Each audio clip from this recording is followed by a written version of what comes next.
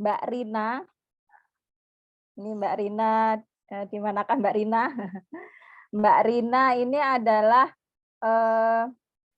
dosen pengampu atau dosen adik-adik mahasiswa ini untuk mata kuliah penilaian dan penyusutan arsip di Prodi Pari Sekolah Vokasi UGM. Saya ucapkan juga terima kasih kepada Mbak Devita, moderator kita yang luar biasa pada pagi hari ini. Mbak Devita ini adalah mahasiswa D4 Pari Sekolah Vokasi UGM. Nah, mungkin ini agak bertanya-tanya, ini kok ini diskusinya kok mirip-mirip kayak kuliah begitu ya. Oke, saya cerita dulu sedikit. Jadi tadi sudah disampaikan oleh Mbak Devita bahwa ini ada mahasiswa dengan mata kuliah penilaian dan penyusutan arsip. Nah, kita mau istilahnya sharing-sharing begitu, teman-teman sudah belajar banyak mungkin teori, konsep dan segala macam di kelas. Kemudian kita ingin sharing-sharing untuk praktik di lapangan seperti apa. Nah, karena kita ingin belajarnya biar semakin seru, biar semakin rame, adik-adik mahasiswa juga bisa belajar bukan hanya dari saya, tapi juga bisa belajar dari kawan-kawan dan Bapak Ibu yang sudah bekerja di berbagai unit kearsipan atau lembaga kearsipan.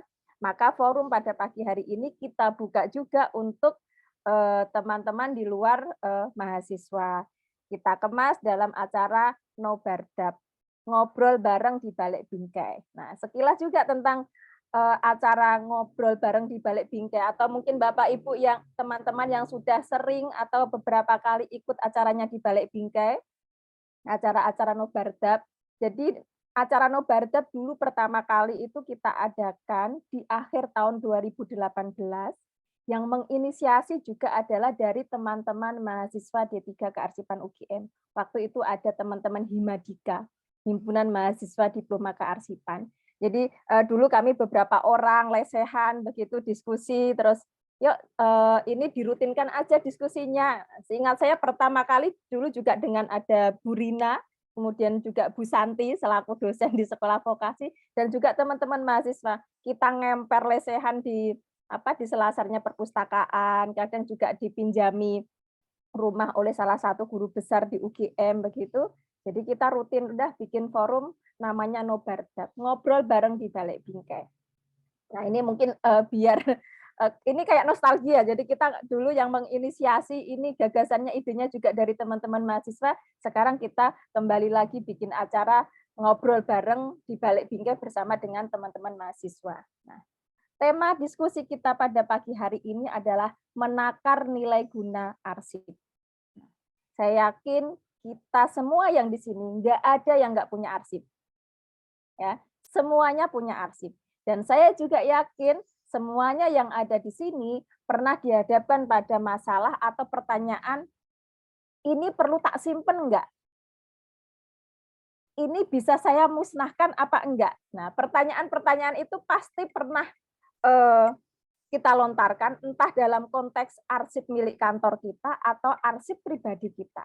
Nah, pada pagi hari ini kita akan saling berdiskusi, kita akan saling sharing ya tentang menakar nilai guna arsip.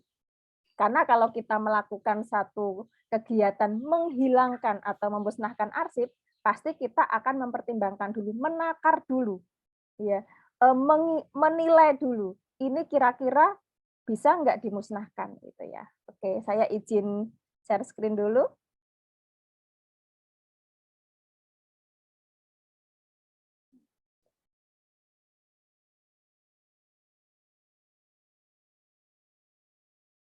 Oke, Bapak Ibu, kawan-kawan semua dan adik-adik mahasiswa, tema diskusi kita kali ini adalah menakar nilai guna arsip.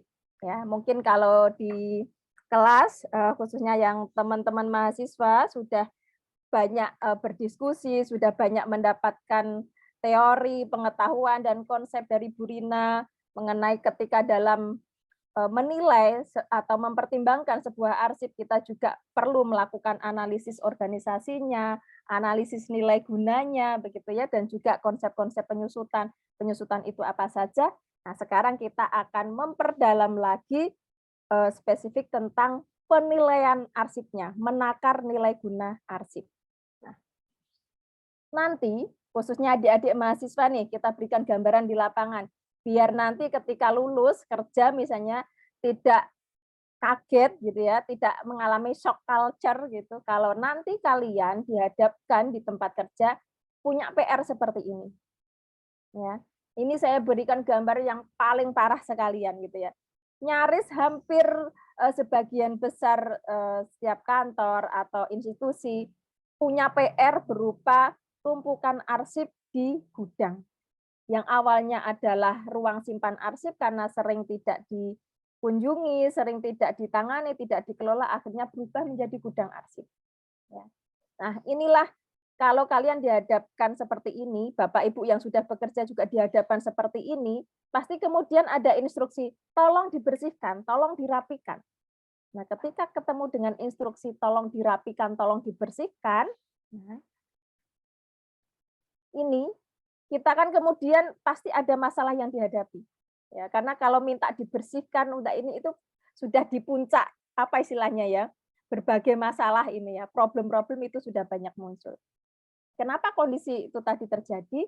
Pertama, kita tidak bisa memungkiri bahwa kehidupan sebuah organisasi, tumbuh kembangnya sebuah organisasi, ya, produktivitas sebuah organisasi tidak bisa terlepas dari proses penciptaan arsip. Semakin besar organisasi itu, semakin dinamis organisasi itu, maka semakin tinggi juga volume penciptaan arsipnya. Ketika volume penciptaan terus terjadi, maka volume arsip juga akan terus bertambah. Bertambah tidak diimbangi dengan manajemen kearsipan yang baik, khususnya dalam proses penyusutan, maka arsip akan menumpuk. Yang awalnya menumpuk di lemari, di filing kabinet, ya, di laci kerja, setelah 2 tahun, 3 tahun, ngerasa ini nggak kepake, geserlah. Ya. Dari ruang kerja digeser kemana? Dipindah atau digeser ke ruang khusus yang kira-kira jarang diakses, jarang dilalui, jarang dilewati. Ya. Atau kita beri label gudang. Ketika sudah masuk ke sana, tiba-tiba harus dicari. Pasti kita akan mengalami kesulitan, sulit mencari arsip. Dan kadang-kadang, atau malah sering terjadi, arsip yang dicari nggak ditemukan. Ada tapi nggak ketemu.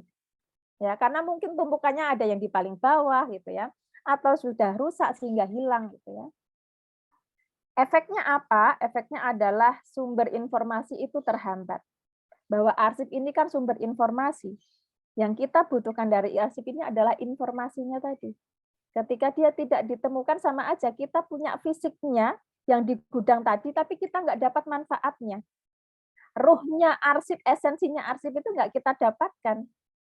Karena kita menyimpannya fisiknya awut-awutan nggak tertata gitu ya. Dampaknya lagi adalah kinerja terganggu. Baik kinerja kita, ya misalnya kita ditanya, Mbak minta ini, kita nggak bisa memberikan dengan baik. Pasti performa kinerja kita juga turun. Bukan ini kalau dijalui kok angel toh, kok lama toh gitu ya. Kinerja kita pribadi juga performa kita turun. Akhirnya juga apa? Secara keseluruhan kinerja organisasi juga ikut terganggu. Ya. Dan kemudian arsip yang katanya adalah harta karun, arsip adalah aset, arsip adalah kekuatan, dia berubah menjadi arsip menjadi beban. Dia bukan lagi kekayaan, bukan harta karun gitu, tapi akhirnya dirasakan jadi beban gitu ya. Punya banyak ini, nggak bisa menata, menambah beban, menjadikan suasana kerja terutama dari sisi pandangan juga nggak nyaman, nggak rapi begitu ya. Dan akhirnya nanti Bandung Bondowosonya udah kita bikin program penataan arsip. Dan sebetulnya program penataan arsip itu juga tidak murah. Ya. Jadi kalau kita punya berapa meter ribu kubik arsip misalnya itu dibutuhkan uang dana berpuluh-puluh juta. Mungkin bisa sampai ratusan juta untuk merekonstruksi, untuk melakukan penataan arsip itu. Jadi kalau misalnya kita bisa bertahap melakukan itu biayanya nggak terlalu berat, tapi karena sudah meledak, sudah terlanjur parah kondisinya, maka itu juga akan high cost, membutuhkan biaya yang tinggi untuk penataan arsipnya. Dan ujung-ujungnya adalah stressing. Kerja itu kayak masuk kantor itu kayak masuk rumah hantu jadinya. Beban kerja, performa turun, kepikiran gitu ya, udah rasanya capek, ini nggak optimal, nggak maksimal kerjanya gitu ya. Stres kita akhirnya. Kita nggak produktif lagi, lelah jadinya. Nggak melakukan apa, cuma mikirkan arsip iki digapake, itu sudah lelah sendiri. Nah, inilah masalah-masalah yang banyak dihadapi, yang sering dijumpai terkait arsip di berbagai instansi.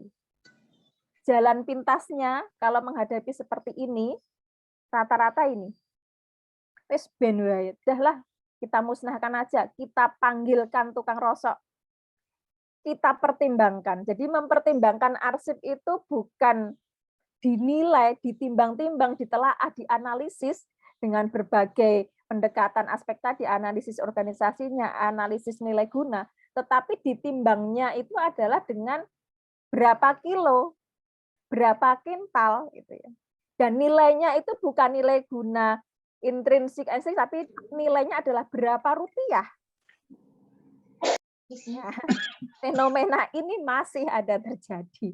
Oke, jadi buru-buru pengen dah yang kira-kira bisa dijual, dijual. Yang nggak bisa dijual, bakar aja.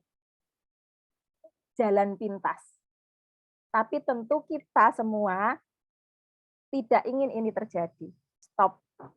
Ya, jadi menghilangkan arsip, memusnahkan arsip tanpa melalui prosedur yang benar, melalui prosedur yang sudah ditetapkan, itu adalah kejahatan. Itu adalah tindak pidana. Ya. Jadi sudah diatur dalam undang-undang begitu ya, bahwa memusnahkan, menghilangkan arsip tidak sesuai prosedur itu adalah tindak pidana. Jadi mari kita sama-sama gitu ya, tidak melakukan, minimal kita berjanji pada diri kita sendiri dan jangan sampai kita melakukan itu ya, melakukan pemusnahan arsip tanpa prosedur yang benar.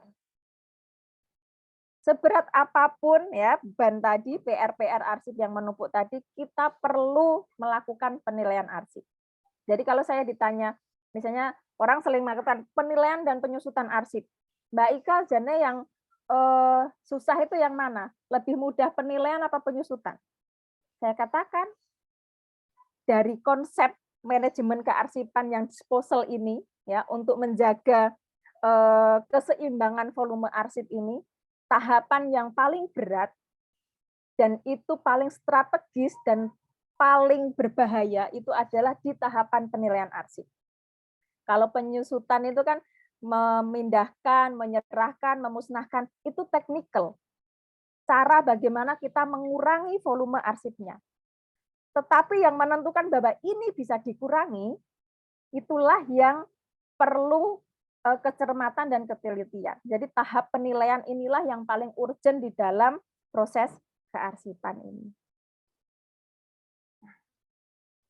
Jadi kalau misalnya kita di gudang tadi ya, ada tumpukan arsip, kita ingin segera mengurangi beban itu dengan cara udah dipertimbangkan aja, dijual aja atau dimusnahkan saja begitu. Ingat ya bahwa arsip yang kita miliki, arsip yang kita simpan di tempat kerja kita, itu bukan semata-mata milik kita. Itu adalah arsip negara, arsip publik, karena kita adalah badan publik, ya. Uang yang kita gunakan untuk operasional ini juga adalah uang publik, maka arsipnya juga arsip publik. Maka ada hak publik di dalam arsip itu. Maka ketika ingin memusnahkan, oke, Bapak Ibu, mungkin kantor Bapak Ibu sudah tidak memerlukan arsip itu. Tapi kita perlu pertimbangkan, kita perlu ingat, ada hak dan kepentingan orang lain di dalam arsip itu tidak? Ya, karena arsip ini bukan semata-mata arsip milik kita. Kalau itu arsip pribadi, Anda salah memusnahkan, silahkan, resiko Anda yang tanggung sendiri. Tapi ini arsip di kantor, ini arsip di institusi, ini arsip di organisasi. Ada hak publik di situ, ada hak orang lain di situ. Ya, jadi pertimbangannya bukan hanya kita masih butuh apa enggak, kita juga melihat orang lain, publik, masih ada hak dan masih ada kepentingan di dalam arsip ini atau tidak. Untuk itu, dalam sebuah organisasi untuk menjaga kesehatan, ya, kesehatan sebuah organisasi, penyelenggaraan kearsipan yang sehat, yang baik, tentu manajemen arsip dinamis ini penting dikawal, benar-benar dikawal begitu ya. Nah, biasanya yang menjadi jebakan dari manajemen arsip dinamis ini adalah di tahapan penyusutan ini. Rata-rata orang menciptakan arsip itu cenderung mudah, ya, karena dia kayak kebutuhan gitu ya. Tanpa disuruh itu otomatis sudah bikin, karena satu kegiatan, oh perlu surat, perlu ini, mengalir begitu saja, tercipta. Tapi begitu sudah tercipta menumpuk, kita perlu konsep penyusutan, penilaian dan penyusutan, ini yang kemudian jadi macet. Ya. Nah, ini yang tahapan penilaian dan penyusutan ini yang di dalam konsep manajemen arsip dinamis ini sering terkendala. Padahal kalau penilaian penyusutan ini tidak berjalan dengan baik, maka dia akan berpengaruh pada banyak hal. Ibarat tubuh nih. Kita 2 hari aja proses pembuangan kita, penyusutan kita ini tidak lancar, sakit badan kita. Begitu juga organisasi, begitu juga manajemen kearsipan di dalam sebuah organisasi. Nah, solusinya untuk tertib administrasi, untuk penyelenggaraan kearsipan yang baik tadi, maka kita perlu penyusutan. Penyusutan yang nggak boleh asal-asalan. Ya, jadi tadi harus sesuai dengan prosedur. Arsip yang akan disusutkan harus teridentifikasi, dan setelah teridentifikasi, paling krusial, paling penting adalah menilai, melakukan penilaian arsip sebelum disusutkan, menakar nilai guna arsip. Nah, apa itu penilaian arsip? Apa itu menakar nilai guna arsip? Jadi ini adalah satu proses. Saya katakan ini adalah tahapan dalam pekerjaan dalam kearsipan atau tugas arsiparis, ya, kalau yang di jabatan arsiparis, tetapi ini juga bukan semata-mata tugasnya arsiparis, juga melibatkan orang-orang di luar arsiparis.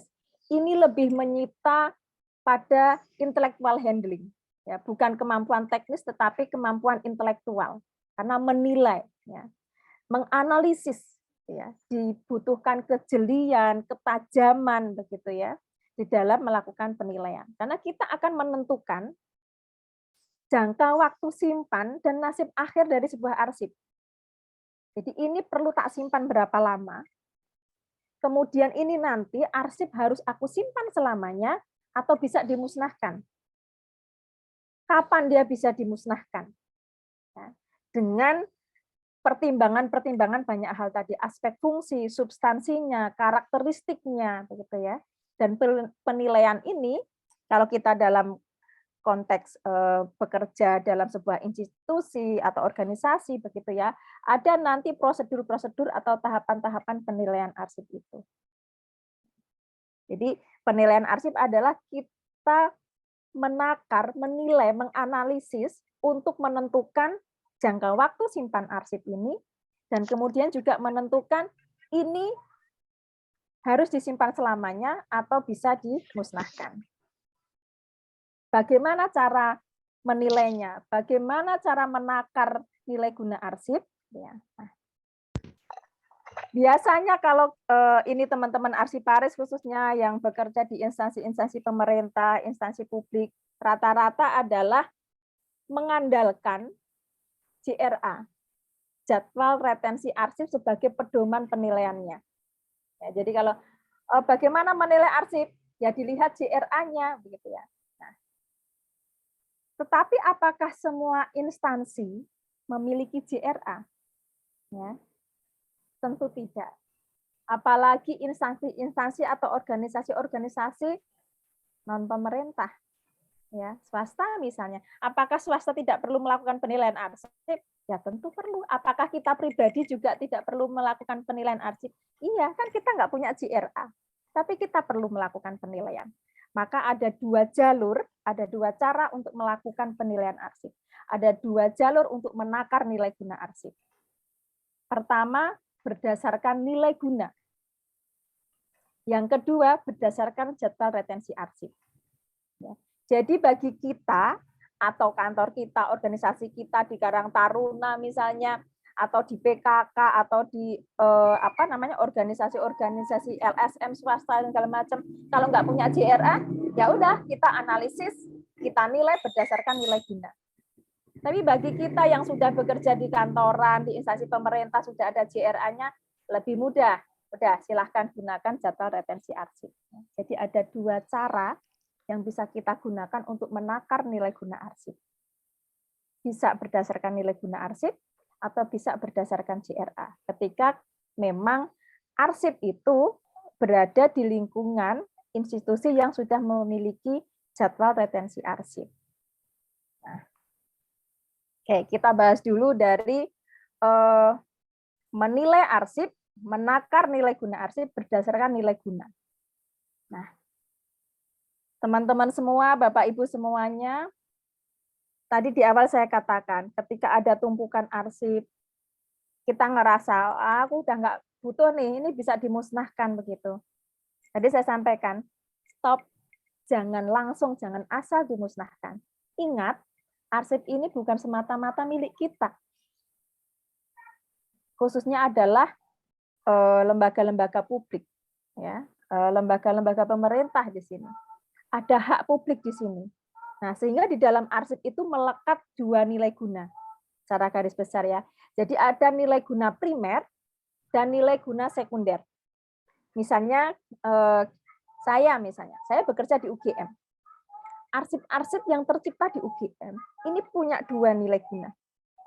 Nilai guna primernya adalah arsip ini masih dibutuhkan oleh UGM apa enggak? UGM sebagai pencipta arsip, pemilik arsip, ini masih menggunakan apa enggak?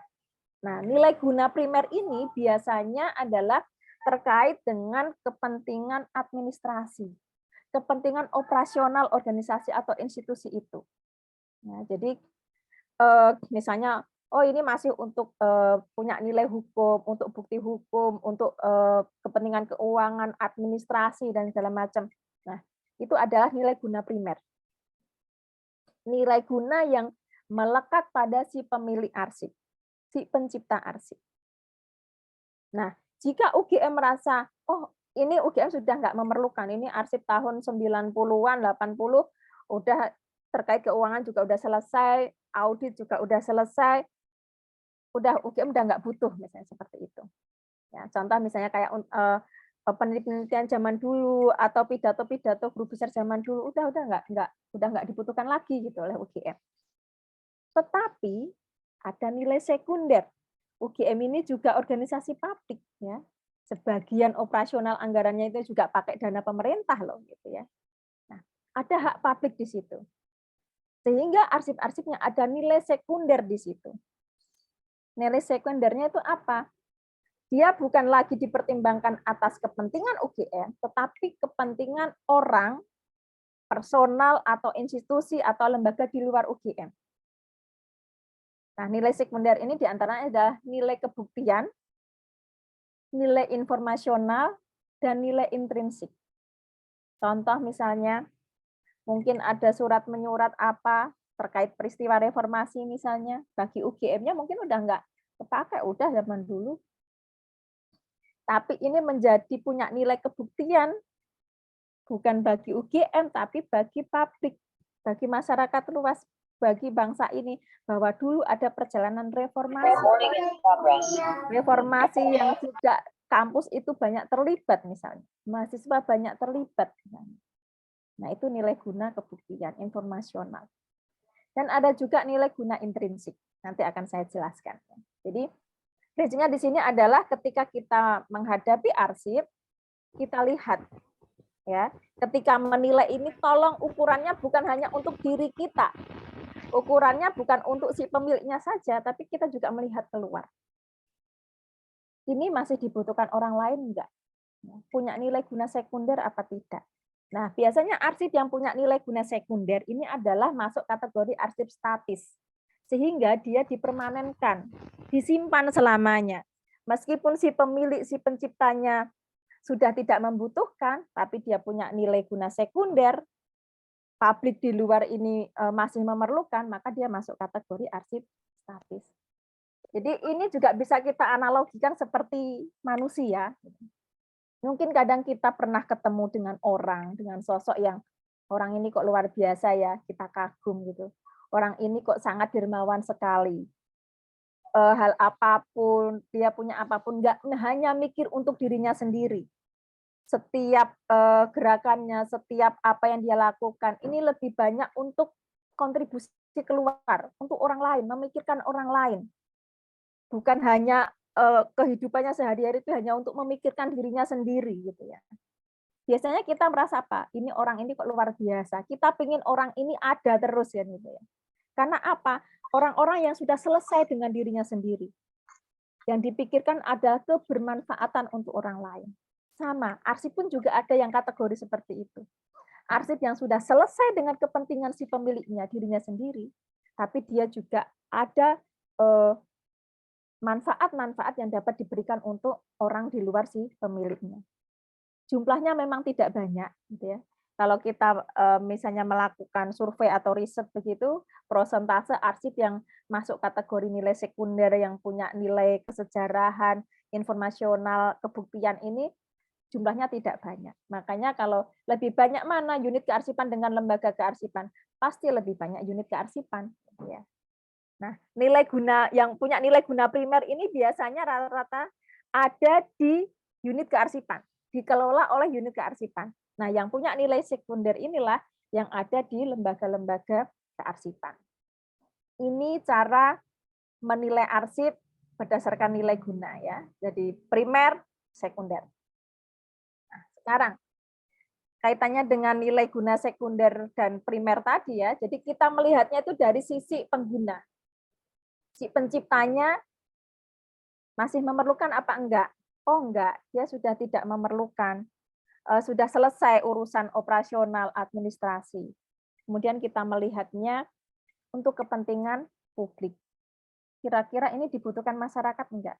Gimana caranya insting kita, intuisi kita, kejelian kita membaca, menganalisis bahwa arsip ini punya kepentingan publik apa tidak?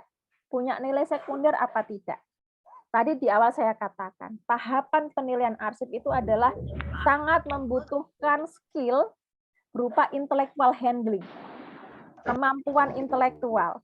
Untuk itu, teman-teman arsiparis khususnya, siapapun nanti yang bergerak di bidang kearsipan, banyak-banyaklah baca, banyak-banyaklah menonton, banyak-banyaklah mendengar.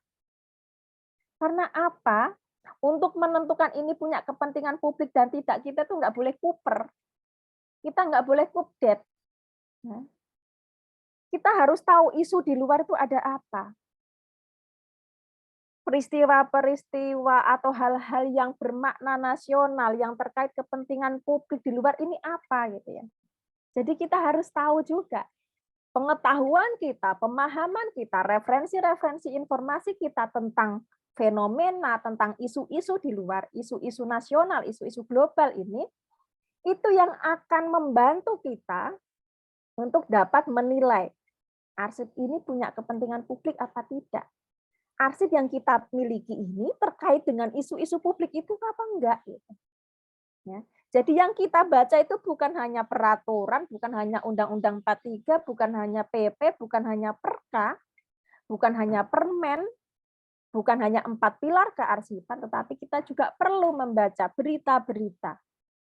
Ya, karena apa? Kita perlu wawasan yang luas untuk bisa menakar nilai guna arsip dari kepentingan publik ini.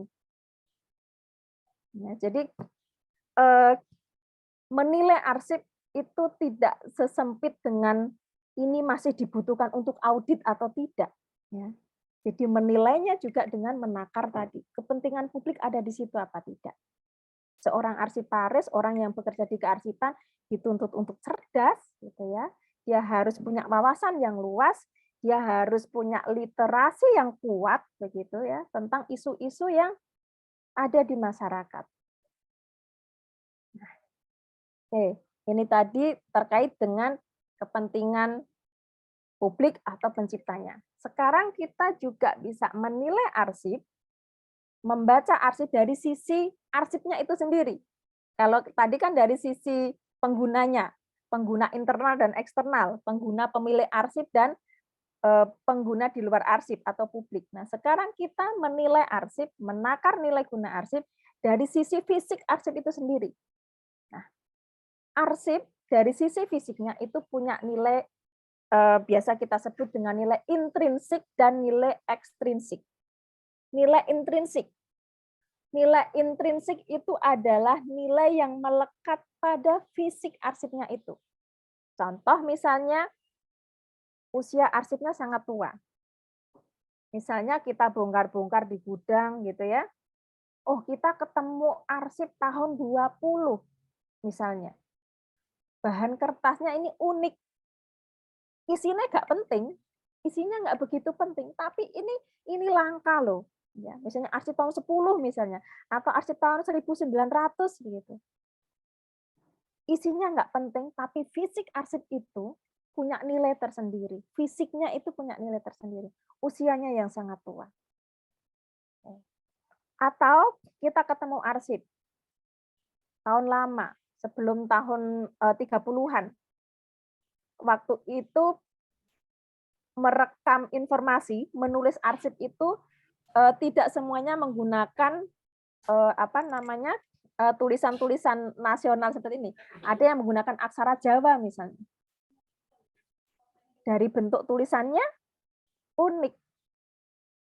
Jadi dia secara intrinsik ini penting kita abadikan. Ini penting kita selamatkan. Karena apa? Informasinya memang nggak begitu penting, tapi dia punya karakter yang unik di fisiknya ini. Yang pertama tadi mungkin bahan kertasnya, yang kedua sekarang bentuk tulisannya. Atau media rekamnya, kita ketemu arsip zaman dulu yang ditulis di lontar misalnya. Boh apapun tulisannya, apapun informasinya, lontarnya sendiri itu udah wow, udah amazing gitu ya. Jadi dia sudah punya nilai tersendiri, sudah bisa punya nilai yang wah inilah perkembangan teknologi perekaman informasi zaman dulu misalnya. Apapun informasinya, tapi lontarnya ini udah punya nilai tersendiri. Atau zaman dulu khasnya orang dulu tanda tangannya mungkin kayak cap jempol. Kadang ada cap yang kayak di notaris itu yang ditempelkan kayak itu. Nah, seperti ini. Ini kan juga arsip. Isinya apa? Kita ngerasa ini arsipnya isinya penting nggak? Mungkin isinya nggak penting, mungkin hanya ucapan terima kasih atau apa. Tetapi bentuk tulisannya, ya, ini udah punya nilai tersendiri, artistik tersendiri. Nah, jadi nilai-nilai yang melekat dari fisik arsip itu. Entah tintanya, entah capnya, entah ornamennya, entah kertasnya, entah medianya. Nah ini, kalau kita ketemu arsip dengan punya nilai intrinsik yang seperti ini, ya, jadi dia juga perlu diselamatkan. Jadi kalau dia tidak punya nilai intrinsik yang istimewa seperti ini dan informasinya kok nggak penting dan kita ngerasa nggak butuh, publik nggak butuh, ya sudah berarti dia bisa masuk kategori dimusnahkan misalnya. Oke. Setelah nilai intrinsik, kita juga menilainya dari sisi arsip itu adalah nilai ekstrinsik. Kalau intrinsik itu lebih ke seperti fisiknya, bendanya itu sendiri. Kalau ekstrinsik adalah nilai yang melekat pada isi dari arsip itu. Misal, kita ketemu arsip tahun 98. Mungkin kayak ketemu surat undangan atau ketemu foto begitu ya. Ternyata undangannya itu adalah undangan untuk persiapan aksi, koordinasi aksi. Turun ke jalan demo waktu itu misalnya. Undangan ki penting apa ora gitu ya. Kalau dia isinya nggak begitu penting ya dijadwalkan. Tapi ini nilai ekstrinsiknya adalah, pesannya adalah ini terkait dengan peristiwa reformasi. Wah, kertasnya isi hanyar kok, arsip tahun 90-an, nggak ada istimewa, biasa aja. Iya, secara fisik ya biasa saja. Tapi ekstrinsik, isi, konteks yang ada di dalam arsip itu sangat luar biasa. Peristiwa 98, peristiwa reformasi. Kita punya banyak foto misalnya. Apakah semua foto demo mahasiswa ini harus kita abadikan? Bisa iya, bisa tidak. Ya. Mungkin kalau kita memang harus melakukan penyusutan gitu ya, karena kita perlu efisiensi dalam pengelolaan manajemen kearsipan kita. Nah, kalau kita ketemu foto demo yang seperti ini foto demo 98, Pisowanan Agung. Biasa aja kita juga banyak kok foto-foto demo, ya misalnya. Tapi konteks demo yang seperti apa, demonstrasi dalam skalasi seperti apa, begitu ya. Nah, kalau kita tahu, oh ternyata demo yang tahun ini dengan isu ini, itu ternyata, wah ini isu nasional nih. Ya. Dia punya dampak luar biasa dalam sejarah perjalanan bangsa ini. Berarti ada nilai sekunder di situ, ada ekstrinsik. UGM-nya mungkin udah nggak butuh foto kayak gini, gitu ya. Mungkin Asia Pasifik nggak dibutuhkan. Tapi yang butuh siapa? Yang butuh publik. Ini untuk menceritakan informasional, evidensial, kebuktian sejarah perjalanan bangsa ini. Bahwa ada satu tahapan, ada satu peristiwa reformasi. Nah itu nilai ekstrinsik. Jadi kalau intrinsik itu adalah melekat di fisik arsipnya, sedangkan ekstrinsik adalah kita menilai arsip dari sisi isinya ini terkait isu apa. Misalnya seperti undangan. Orang banyak sekali, saya sering dapat pertanyaan, Mbak, undangan itu boleh dimusnahkan apa enggak? Undangan itu penting apa enggak? Saya jadi mikir, kenapa ya kita menilainya kok dari sisi format saja, gitu ya. Undangan itu sebenarnya kan format ya. Formatnya berbentuk undangan. Isinya itu apa? Mengundang dalam konteks apa? Misalnya kita dapat undangan dari presiden menerima penghargaan, dengan kita dapat undangan untuk rapat 17-an di kampung kita. Sama-sama undangan. Nilainya sama apa beda? Nah, tentu kita tiap tahun kita dapat undangan 17-an yang nggak perlu tak simpan semua ta ya gitu. Oke, begitu sudah selesai ya undangan 17-an dari RT atau dari RW itu udah nggak penting buat saya. Tapi undangan dari presiden kepada saya dapat penghargaan. Itu nilainya luar biasa buat saya. Itu akan jadi arsip statis saya. Itu akan jadi cerita sejarah perjalanan hidup saya misalnya. Sama-sama undangan. Nah, itu. Jadi kalau ada pertanyaan undangan ini penting apa enggak, undangan boleh dimusnahkan apa enggak, saya kembalikan. Undangan itu hanya bentuk, hanya format. Ya. Kita menilai arsip bukan berdasarkan formatnya, tapi nilai gunanya. Nah, isinya apa gitu ya. Oke. Ini tadi yang menilai berdasarkan nilai guna. Ya. Konsep awal tadi yang menakar arsip, menilai arsip berdasarkan nilai guna ini adalah tepat, cocok untuk kita implementasikan di dalam konteks misalnya kita adalah organisasi, lembaga atau perseorangan ya. Organisasi atau lembaga yang di institusinya tidak memiliki JRA. Ya. Misalnya kayak organisasi-organisasi sosial mungkin tidak banyak yang memiliki JRA. Di instansi-instansi pemerintah juga ada yang belum memiliki JRA. Kalau belum memiliki JRA dan kita dituntut untuk melakukan penyusutan arsip, maka yang bisa dilakukan adalah melakukan penilaian arsip berdasarkan nilai guna tadi. Ya. Primer, sekunder, intrinsik, ekstrinsik, ya. Menakalnya dari sisi kebutuhan si pencipta, kemudian dari kebutuhan publik di luar pencipta seperti apa. Bagi instansi, organisasi yang punya JRA, untuk melakukan penilaian arsip, biasanya cenderung lebih mudah.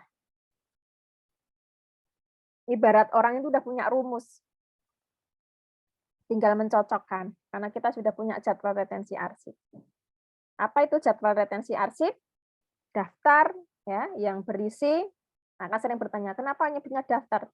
Ya terminologi di peraturan kita seperti ini, perkal kita bilangnya begini, ya kita berkearsipan di Indonesia yang mengikuti hukum positif yang berlaku di Indonesia juga, karena yang kita kelola adalah arsip publik, arsip negara.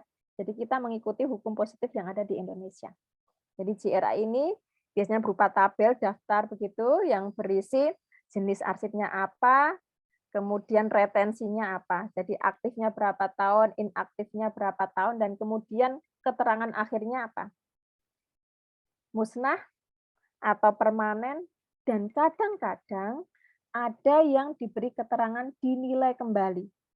Meskipun kita itu diarahkan dan ditekan supaya jangan memasukkan unsur dinilai kembali. Kalau bisa harus tegas, mengatakan ini musnah atau permanen. Fakta di lapangan sulit sekali. Ya, karena saya juga pernah mengalami, nggak bisa serta-merta mengatakan arsip ini tuh langsung musnah atau permanen, nggak bisa, gitu ya. Karena menilai itu sangat banyak sekali pertimbangannya.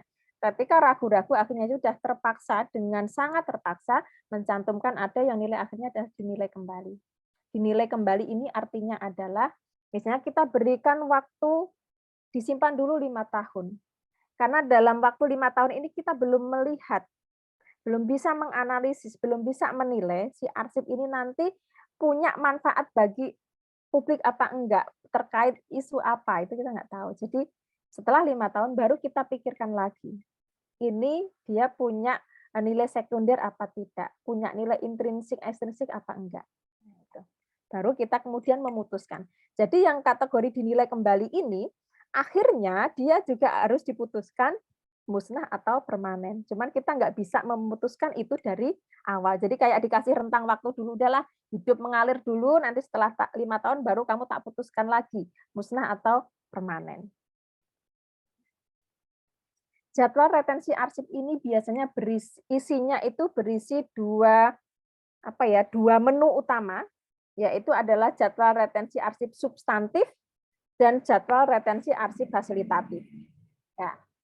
Ini mungkin sekaligus bocoran buat Bapak, Ibu, teman-teman yang bekerja ya di berbagai instansi yang instansinya belum punya jadwal retensi arsip, dan mungkin 2023 diprogramkan atau diminta oleh pimpinannya membuat atau menyusun jadwal retensi arsip. Nah, ini bocoran ya. Jadwal retensi arsip ini isinya kan dua, JRA substantif dan fasilitatif.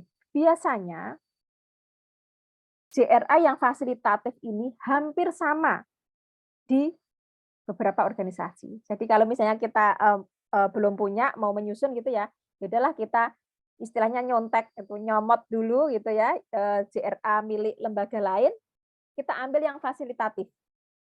Karena fasilitatif ini sifatnya adalah pendukung gitu ya. Nah, organisasi apapun, lembaga apapun punya fungsi-fungsi fasilitatif yang hampir sama. Di semua organisasi pasti punya fungsi terkait keuangan, kepegawaian, perlengkapan, ketatausahaan, kehumasan gitu ya. Nah, ini semuanya hampir punya, memiliki itu. Jadi kita bisa istilahnya mengintip begitu ya, terus kemudian kita sesuaikan lagi dengan karakter organisasi kita. Kita bisa tambahkan, kita bisa kurangkan. Tetapi biasanya enggak berbeda jauh. Banyak kemiripan di jadwal retensi arsip yang fasilitatif. Nah, yang kita harus benar-benar menyusun sendiri adalah jadwal retensi arsip substantif. Karena JRA substantif ini terkait dengan arsip-arsip yang mencerminkan tugas pokok dan fungsi organisasi kita. Misalnya ini ada dua lembaga yang berdekatan nih, UGM dan Sarjito. Ya. Untuk arsip fasilitatif, untuk JRA fasilitatifnya sama. UGM Sarjito punya keuangan, punya kepegawaian, perlengkapan, ketatausahaan, kehumasan gitu ya. Semuanya punya. Tapi begitu masuk pada arsip substantif, JRA arsip substantif itu sangat jauh berbeda. Di UGM isinya misalnya terkait dengan akademik, terkait dengan kemahasiswaan, penelitian, pengabdian, KKN. Sarjito punya enggak? Enggak. Sarjito punyanya komite medis, farmasi, rekam medis, pasien, SOP penanganan pasien, kefarmasian. Itu punyanya Sarjito. Ya. Jadi yang sama adalah di JRA fasilitatifnya. Untuk substantifnya pasti jauh berbeda ketika tugas pokok dan fungsinya berada di medan atau di bidang yang berbeda. Nah, jadi ini buat Bapak Ibu yang sudah bekerja, kalau misalnya mau membuat JRA, nah ini jadi kalau memang belum punya bisa, oke, untuk yang fasilitatif kita bisa sedikit mengintip JRA milik lembaga lain. Yang substantifnya itulah yang kita susun sendiri. Nah, buat teman-teman mahasiswa ya yang nanti juga akan masuk pada dunia kerja, nah ini juga bisa jadi tips buat kalian kalau nanti kalian dilibatkan di dalam tim penyusunan jadwal retensi arsip. Jadi kalian punya gambaran, oh, oke, berarti yang fokus yang dipikirkan benar-benar itu adalah yang substantifnya. Nah, karena ini nggak bisa nyontek. Ini benar-benar yang menjadi ciri khas ruh dari institusi kita atau organisasi kita. Kalau fasilitatif mungkin hampir mirip-mirip dengan punya lembaga lain atau orang lain. Oke, ini contoh JRA ya. Jadi ini tadi saya katakan sekurang-kurangnya berisi daftar, jenis arsipnya apa, aktifnya berapa tahun, inaktifnya berapa tahun, kemudian keterangan akhirnya apa. Dia musnah atau permanen. Ya, ini jadwal retensi arsip. Nah, kalau kemudian menilai berdasarkan JRA tadi, caranya gimana? Ya udah, JRA ini kan disusun tadi udah dipisahkan antara JRA substantif dan fasilitatif. Misalnya di kantor kita punya tumpukan arsip, kita akan menilai. Seperti saya misalnya di UGM, oke, ini ada tumpukan KHS mahasiswa nih, sudah tahun 2000, berarti udah 12 tahun kan, 22 tahun, ini 2000 sekarang udah 2022. Udah 20 tahun, ini bisa nggak dimusnahkan? Maka saya akan baca. Oke, saya akan cari. Berarti kalau KHS ini berarti substantif, bukan fasilitatif. Saya masuk JRA substantif. Di JRA substantif pasti ada kayak bab-babnya nih, ini tentang akademik, tentang kemahasiswaan, gitu ya, tentang penelitian. Nah, KHS ini termasuk apa ini? KRS, KHS. Oh, dia masuk di akademik atau kemahasiswaan. Saya baca di situ. Ketemu nih di sini misalnya ada KHS, aktifnya berapa tahun, inaktif berapa tahun, keterangannya apa. Ya, tinggal seperti itu cara menilai arsip dengan menggunakan JRA. Seperti mencocokkan, seperti rumus. Arsip kategori ini aktifnya berapa tahun, inaktifnya berapa tahun, keterangannya apa. Nah, kalau di JRA tadi misalnya KHS gitu ya, ditentukan aktif 5 tahun, kemudian inaktifnya 4 tahun. Caranya gimana? Oh, berarti arsip ini harus disimpan 9 tahun. Ya, karena aktifnya 5 tahun mungkin berasumsi rata-rata mahasiswa itu kan 4 tahun harusnya lulus ya. Oke, dikasih tambah waktu 1 tahun jadi 5 tahun. Kemudian untuk jaga-jaga nanti misalnya ada klaim kasus nilai atau segala macam, oke kasih spelling lagi tambah 4 tahun. Jadi disimpan 9 tahun. Nah, kalau ini KHS tahun 2000 sudah bisa dimusnahkan apa belum ya? Tadi kan umurnya berapa nih? 2000 ke 2022 berarti udah 22 tahun. Padahal di JRA dia hanya perlu disimpan 9 tahun. Oke, berarti bisa dimusnahkan. Lebih mudah menilai arsip dengan menggunakan JRA.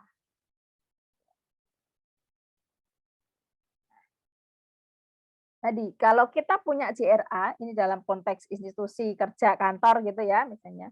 Apa sih fungsinya JRA ini? Kenapa dia penting? JRA ini fungsinya adalah sebagai pedoman untuk penyusutan arsip. Ya.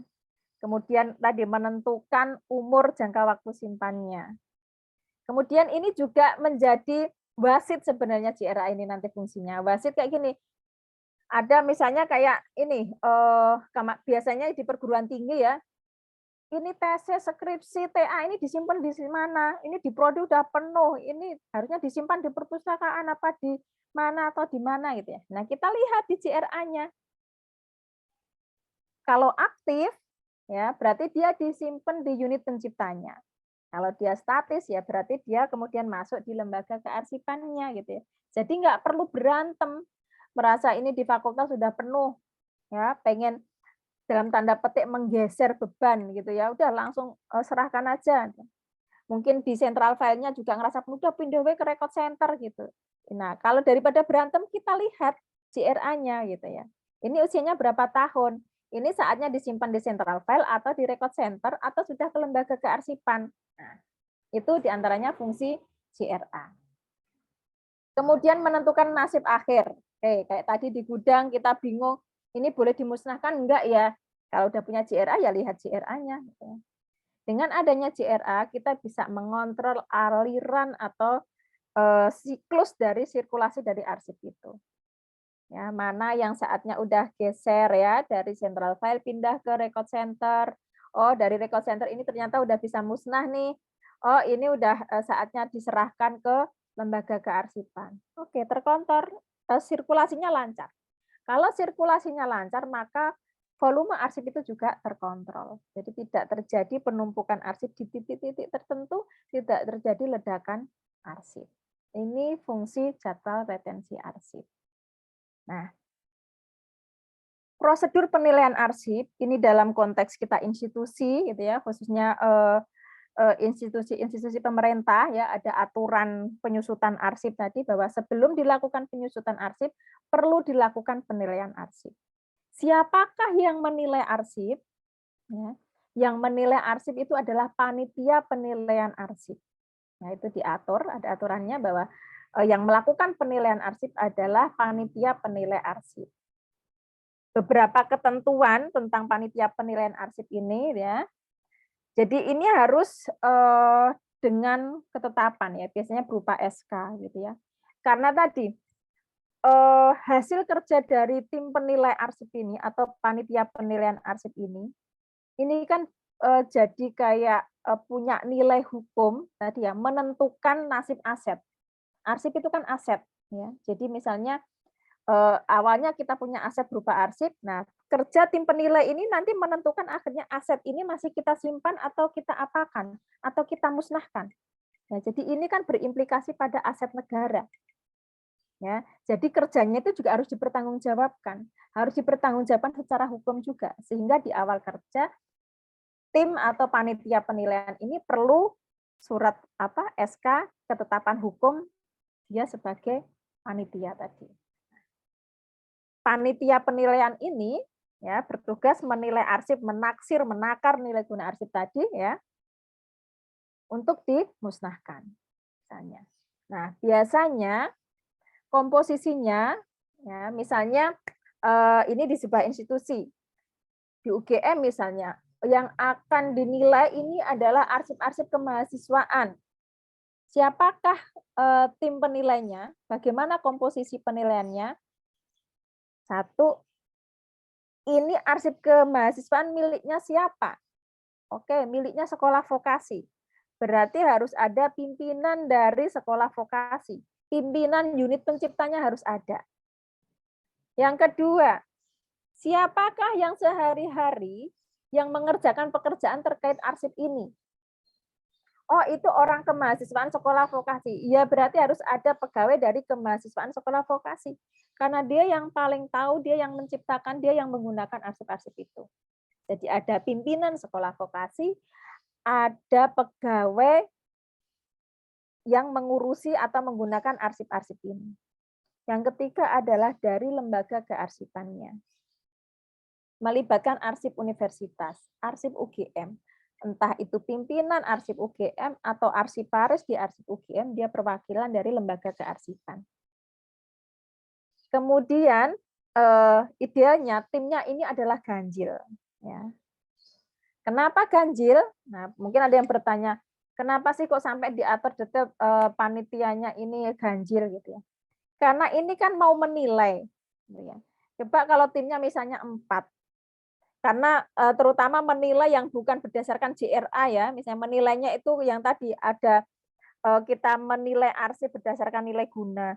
Ini punya nilai sekunder apa tidak, ini ada nilai intrinsik, ekstrinsik apa enggak gitu ya. Nah, kalau orangnya genep, kebetulan 2 ini yang 2 punya pemikiran A, yang 2 punya pemikiran B, enggak selesai-selesai.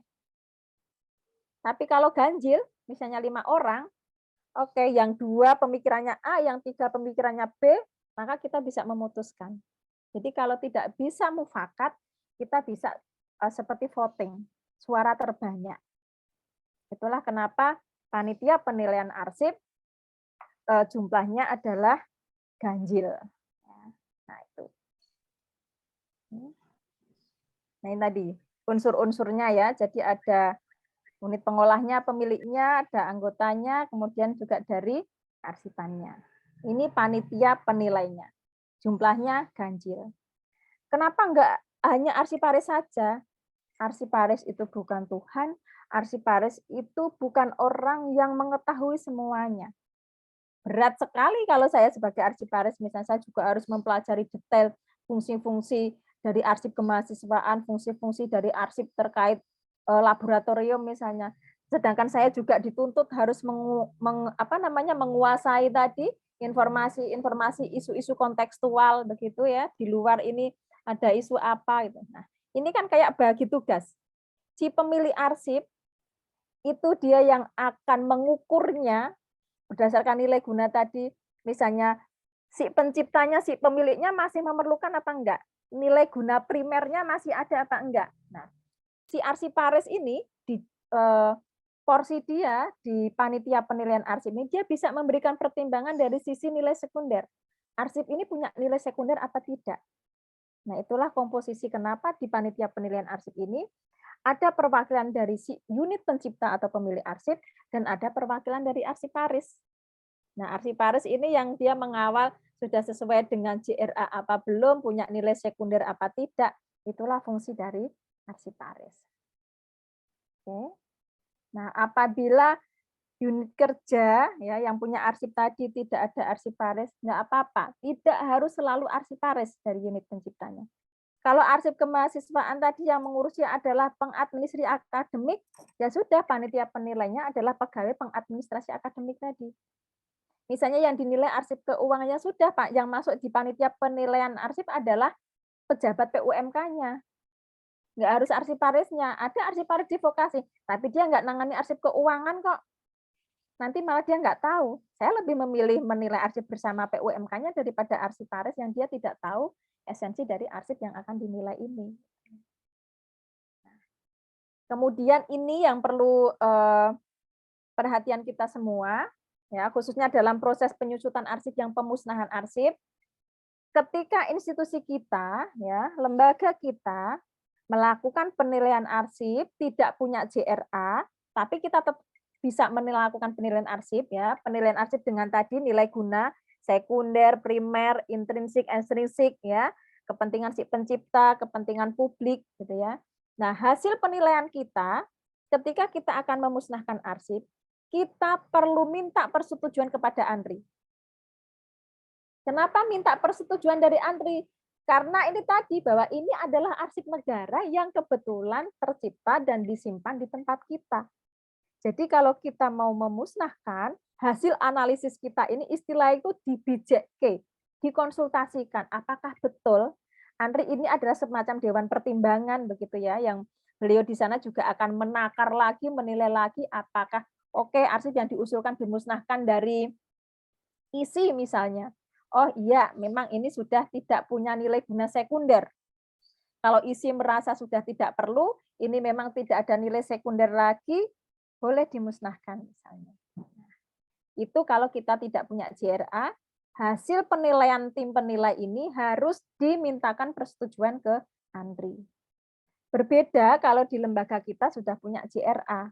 Hasil penilaian kita tidak perlu kita mintakan lagi persetujuan ke ANRI.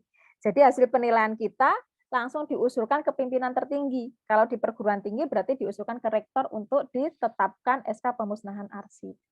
Lah kok beda? Kenapa diskriminasi antara yang sudah punya JRA dan tidak punya JRA? Nah, kalau yang sudah punya JRA, dia menilainya kan tidak murni, tidak hanya berdasarkan analisis pendapat tim penilai, tapi dia menilainya juga menggunakan acuan JRA. Nah, JRA yang disusun oleh setiap lembaga ini, sebelum ditetapkan berupa peraturan oleh pimpinan tertinggi, itu juga dikonsultasikan dan dimintakan persetujuan ke ANRI.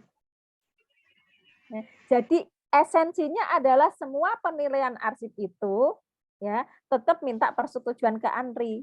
Bagi yang punya JRA berarti kan persetujuannya sudah diwakili di dalam JRA. Yang sebelum JRA itu disahkan dimintakan persetujuan dulu ke ANRI. Nah, bagi yang belum punya JRA berarti setiap penilaian arsip ya mau nggak mau harus minta persetujuan ke ANRI hasil penilaiannya tadi. Jadi intinya adalah semua penilaian arsip di Indonesia ini ada filter akhir yaitu ANRI sebagai lembaga kearsipan nasional. Oke. Kalau kita sudah melakukan penilaian, karena penilaian ini kan satu paket begitu ya dengan kegiatan penyusutan. Jadi penyusutan ini diawali dengan penilaian. Hasil dari penilaian ini kemudian ditindaklanjuti dengan melakukan penyusutan arsip. Seperti apakah penyusutan arsip? Bisa dengan cara pemindahan arsip, ya, arsip aktif yang bergeser jadi inaktif, yang awalnya dia disimpan di central file, kemudian dipindah ke record center. Ada yang memang kemudian arsip ini dinilai, oh sudah tidak punya nilai guna lagi, misalnya tadi, baik untuk kepentingan si pemilik arsipnya, nilai guna primernya sudah selesai, sudah habis, dan ternyata setelah dianalisis, dia juga tidak punya nilai guna sekunder, tidak terkait dengan isu-isu di luar, tidak terkait dengan kepentingan-kepentingan publik, misalnya, oke, berarti dia sudah bisa dimusnahkan. Oh, ini nilai guna primernya sudah nggak ada, tapi ternyata dia ada nilai ekstrinsik. Oh, dia ternyata punya nilai sekunder, berarti harus diserahkan ke lembaga kearsipan. Jadi follow up atau tindak lanjut dari hasil penilaian arsip tadi bisa diikuti dengan 3 kegiatan: pemindahan arsip, pemusnahan arsip, atau penyerahan arsip. Oke. Nah, ini setiap proses tadi semua harus ada dokumentasinya, harus ada berita acara. Nah, kalau pemindahan ya ada berita acara pemindahan arsip. Ya. Ini proses penilaiannya. Nah, ini contoh form penilaian arsip, misalnya gitu ya. Jadi panitianya harus terdokumentasi karena ini punya implikasi hukum. Karena kita menilai aset ya. Kita ini kayak hakim kan. Kalau kita misalnya nih, kita sedang mengikuti persidangan Sambo, ada yang tersambo-sambo di sini, ya. Itu kan detail sekali, setiap informasinya dicatat. Sama, menilai arsip itu ya kayak hakim. Tim penilai arsip itu kayak hakim, kita menganalisis, menilai. Gitu ya. Jadi semua harus tanda tangan di sini, harus terdokumentasi. Kalau ada apa-apa, harus bertanggung jawab secara hukum. Nah, ini yang pemusnahan tadi ya, jadi setiap penilaian yang tidak punya JRA berarti harus izin ke ANRI. Tapi kalau sudah punya JRA, tidak perlu minta izin ke ANRI, ya, kecuali yang arsip dengan retensi masa simpan minimal 10 tahun, meskipun kita udah punya JRA, ketika kita akan memusnahkan, hasil penilaian kita tadi juga harus dimintakan persetujuan ke ANRI. Oke, ini proses. Kalau misalnya kita mau minta mengusulkan ke ANRI, ya, jadi melalui pimpinan tertinggi kita. Kalau di UGM siapa? Ya rektor. Bisa nggak dekan berkirim surat langsung ke sana? Nggak bisa. Karena kita organisasinya adalah UGM, bukan fakultas. Fakultas ini unit kerja. Gitu ya. Oke, baik. Ini sudah hampir jam 11 ya. Kita tinggal waktu sekitar 1 jam, kita lanjut dengan diskusi. Sekian sharing dari saya. Nanti kita lanjutkan dengan diskusi, dan saya berharap teman-teman Bapak Ibu di sini ya yang sudah bekerja punya pengalaman penilaian arsip bisa cerita di sini supaya adik-adik teman-teman mahasiswa ini juga semakin kaya pengetahuannya dari pengalaman-pengalaman Bapak Ibu semuanya. Oke, terima kasih. Saya kembalikan kepada Devita. Baik, Ibu, terima kasih banyak atas materinya. Mungkin dari rekan-rekan ataupun dari Bapak Ibu, jika ada yang mau bertanya, boleh diketik di kolom chat ataupun langsung raise hand juga boleh. Mungkin dari teman-teman Pari ini, ada yang mau ditanyakan gitu kepada Bu Ika ataupun ibu-ibu lainnya nggak? Ibu dan bapak-bapak gitu, kayak pengalaman mereka selama jadi praktisi arsip gitu. Kayak, oh ya, ini ada dari Bu Dwinda. Monggo Bu, boleh on mic-nya. Baik, terima kasih Mbak Devita atas kesempatannya. Mbak Devita tadi ya, betul ya? Iya, enggak. Oh iya, izin bertanya kepada Bu Ika. Halo Bu Ika. Halo Mbak Dwinda. Iya. Ini si pemilik ANRI nih. Okay. Mohon maaf saya tidak bisa on cam karena sinyalnya itu kalau misalnya on cam dia akan terbata-bata, terputus-putus gitu. Mohon izin ya Bu. Iya. Ya, silakan Mbak Dwinda. Saya tertarik dengan pengalaman Bu Ika di UGM dalam menentukan sebetulnya kalau di jadwal retensi arsip itu bagaimana sih Bu kok bisa muncul angka 2 tahun, 5 tahun atau bahkan 10 tahun itu asal muasalnya itu dari mana gitu. Itu pertanyaan yang pertama. Kemudian yang Oke. kedua, mengingat ini Bu, kemarin kan ada sedikit, bukan sedikit ya, ada Mm, masalah terkait dengan ijazah Pak Jokowi ya Bu, mm, yang dituntut gitu, apakah mm, itu asli atau tidak. Nah mm, itu kan untuk pelajaran juga ya bagi universitas yang lain, barangkali ada mahasiswa-mahasiswa yang mm. 10 tahun, 20 tahun, 30 tahun ke depan itu menjadi pimpinan negeri ini. Jadi apakah KHS-nya itu hanya berlaku tadi 4-5 tahun begitu atau bagaimana? Karena ini menjadi tantangan tersendiri untuk arsiparis zaman now berarti ya Bu Ika, Yes. untuk melihat kasus dari Pak Jokowi yang ijazahnya ditutup kemarin. Itu saja pertanyaannya Bu, terima kasih. Oke, sama-sama Mbak Dinda. Baik, terima kasih Mbak Dwinda. Mungkin boleh pertanyaannya satu lagi kali ya Bu, dari Pak Al Hasan. Monggo Pak Ali Hasan. Ya, makasih. Monggo Pak. Bu Ika. Ya, Pak. Assalamualaikum warahmatullahi wabarakatuh. Waalaikumsalam warahmatullahi wabarakatuh. Saya Ali Hasan Siregar, arsiparis ahli media dari Kota Pematang Siantar. Mungkin ini sangat menarik, Bu. Ini kan menakar nilai suatu arsip. Tadi Ibu sudah katakan bahwa menilai itu tidak cukup melalui JRA. Perlu ada dari eksternal atau internal, yang lain nilai intrinsik dan ekstrinsik.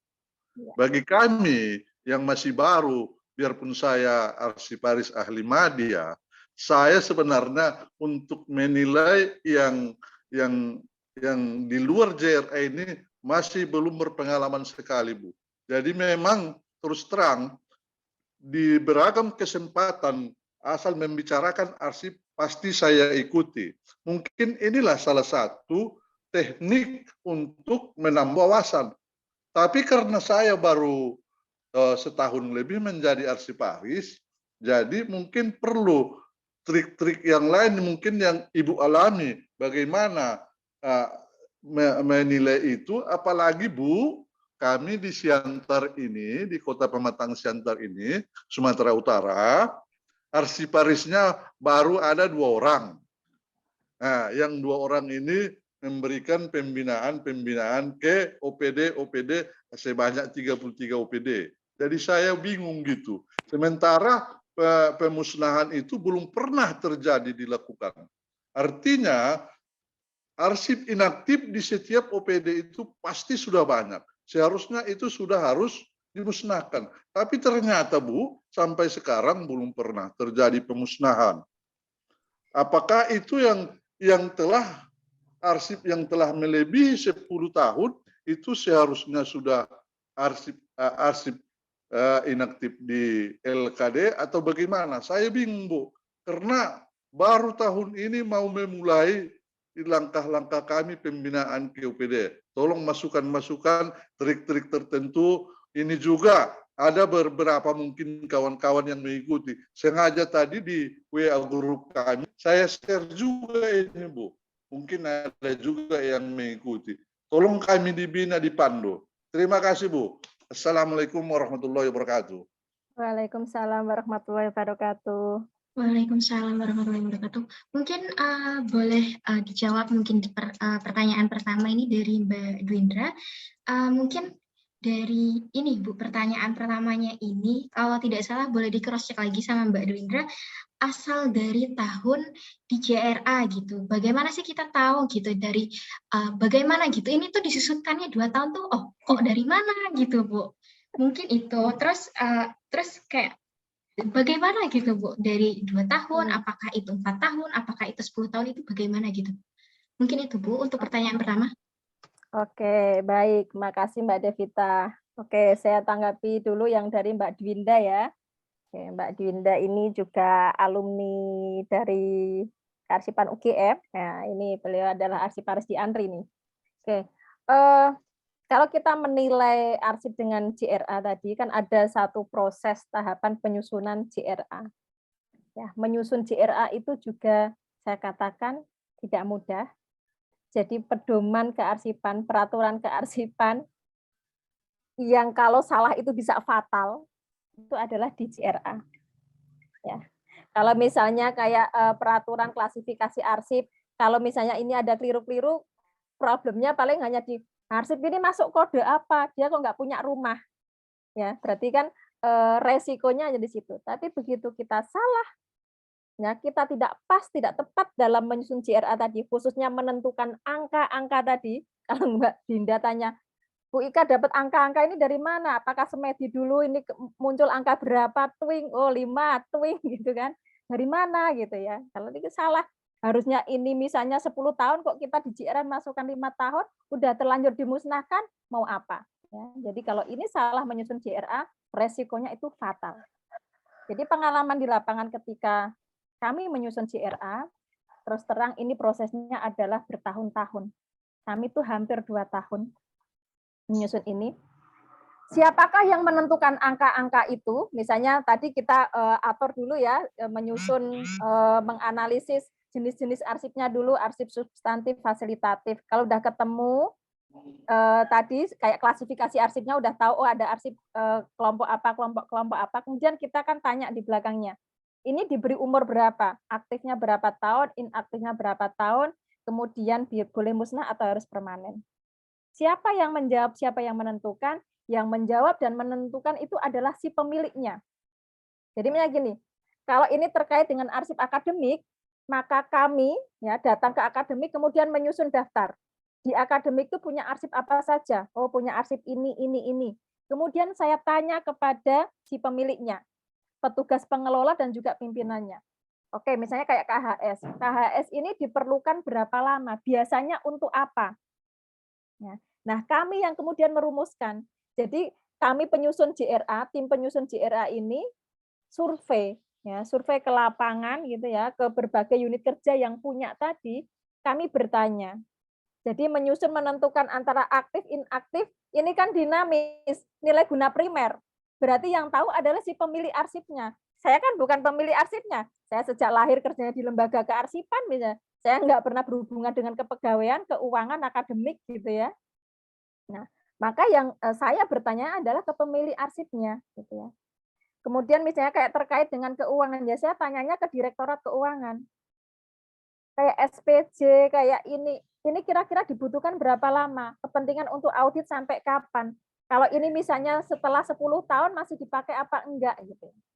Nah, itu Mbak Dinda. Jadi untuk menentukan angka-angka tadi umurnya berapa tahun, itu adalah kita dengan tadi analisis ya, analisis dengan kita survei ke lapangan ya, bertanya kepada si penciptanya gitu ya. Tetapi apakah ini mutlak hanya bertanya kepada si pemiliknya saja? Tidak, kami juga menyusun itu dengan penuh kehati-hatian. Karena kami juga pernah gitu ya, kadang namanya pegawai itu macam-macam. Ada yang ketika ditanya itu dia menjawabnya dengan sungguh-sungguh, artinya memikirkan resiko jawaban dia, gitu ya. Ada yang asal jawab. Makanya saya tidak hanya satu sumber saja, selalu cross check. Kalau ada beberapa pegawai ya saya tanyanya ke beberapa pegawai. Gitu ya. Oh menurutnya oh enggak itu rong tahun wis rak kanggo kok. Nah, ternyata temennya ini enggak itu harus dipakai audit paling enggak 5 tahun.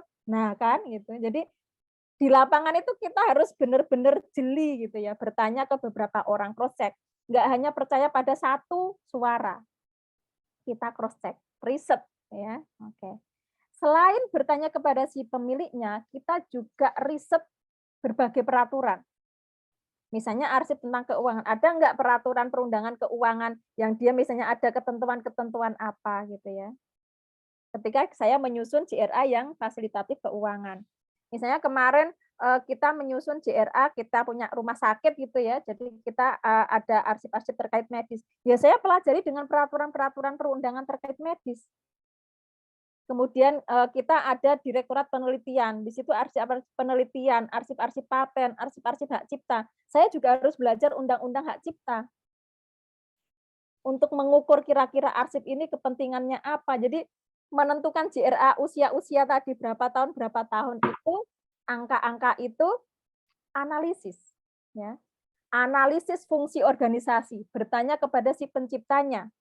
Kemudian saya juga analisis berdasarkan berbagai peraturan yang mengaturnya. Keuangan ya pelajari aturan keuangan. Haki penelitian ya saya belajar undang-undang haki. Arsip-arsip terkait rumah sakit saya belajar undang-undang kesehatan gitu. Jadi itu Mbak Dinda, jadi menentukan angka itu kita benar-benar survei ke lapangan. Karena belum ada acuan yang kayak rumus yang bisa kita comot begitu ya. Karena arsip itu kan ibarat baju. Jadi masing-masing lembaga gitu kadang karakternya berbeda-beda, penggunaannya juga berbeda-beda. Jadi ukuran pertama adalah ditanyakan kepada si pemiliknya, yang menciptakan dan yang menggunakan. Kamu butuh ini berapa lama begitu ya.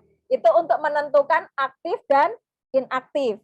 Kemudian nilai akhir itu kami bukan bertanya kepada si pemiliknya, tapi ini adalah berdasarkan tadi peraturan ya, karena ini kan kaitan dengan kepentingan negara gitu ya. Dan juga adalah tadi analisis kita dengan pengetahuan, pengalaman bahwa arsip-arsip jenis ini kira-kira punya nilai sekunder apa enggak. Ya. Jadi yang kita analisis ini akan punya nilai sekunder, berarti kita kategorikan arsip permanen.